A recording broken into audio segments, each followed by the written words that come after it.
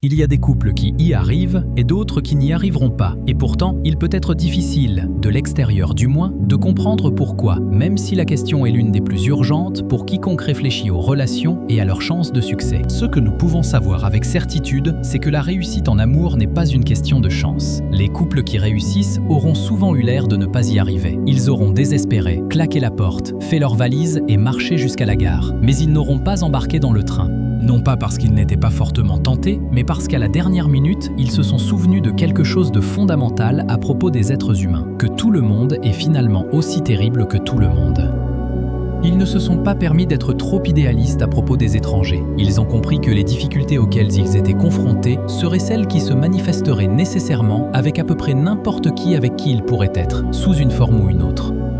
Ils ont accepté que nous soyons tous intrinsèquement imparfaits, des créatures perturbées, engluées dans la folie, l'erreur et la confusion, et généralement dignes de plus de compassion que de fureur. Ils ont perdu la volonté de croire en cette illusion la plus destructrice, l'amour sans défaut.